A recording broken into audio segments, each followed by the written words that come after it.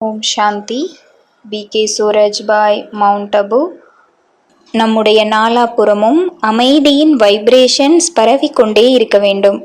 அந்த அளவிற்கு நம்முடைய உள்ளத்தினை சீத்தளமானதாக ஆக்க வேண்டும்.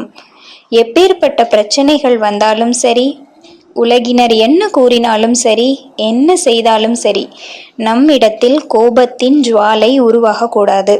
துளி கூட கோபம் இருக்கக்கூடாது. அப்பொழுது நாம் புரிந்து கொள்ளலாம், நாம் காம விகாரத்திலிருந்து முக்தி அடைந்து விட்டோம் என்று.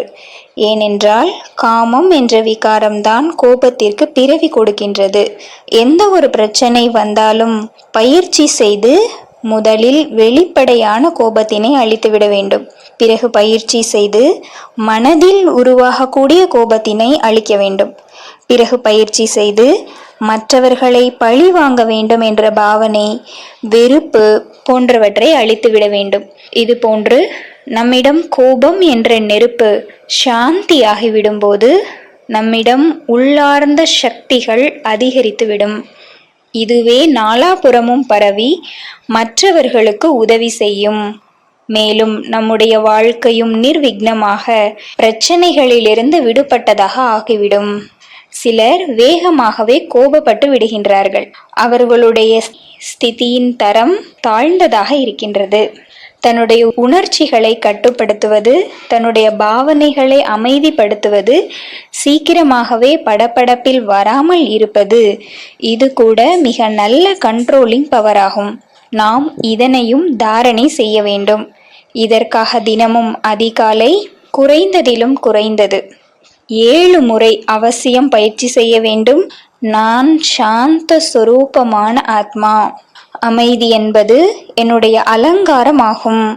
நான் அமைதியாக இருக்கின்றேன். நான் அமைதியாக இருக்கின்றேன். பிறகு நடைமுறையிலும் மிக நல்ல பயிற்சி செய்து கொண்டிருக்க வேண்டும். No immediate reaction.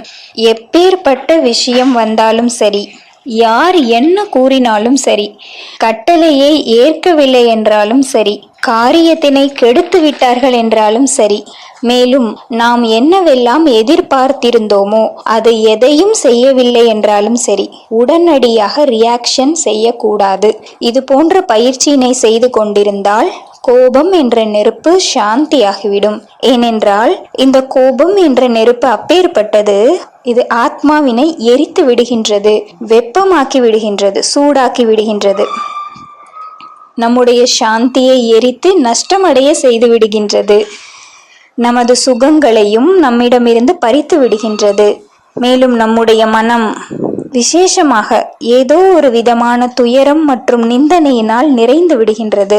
எனவே சங்கல்பம் செய்ய வேண்டும், நான் முழுமையாக கோபத்திலிருந்து விடுபட்டவன் ஆகத்தான் வேண்டும். ஒருவேளை ஞானி ஆத்மாக்களாகிய நாமே, பகவானுடைய குழந்தைகளாகிய நாமே, யார் உலகிற்கே நன்மை செய்ய வேண்டுமோ, அமைதியை ஸ்தாபனை செய்வதற்காகவே அவதரித்திருக்கக்கூடிய நாமே கோப அக்னியில் எரிந்து கொண்டிருந்தால் உலகத்தினுடைய நெருப்பை யார் அணைப்பார்கள்?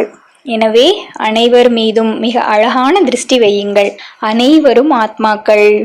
ஒவ்வொருவருக்கும் அவரவருக்கான பார்ட் இருக்கின்றது. அனைவருக்கும் அவரவருக்கென்று புத்தி இருக்கின்றது.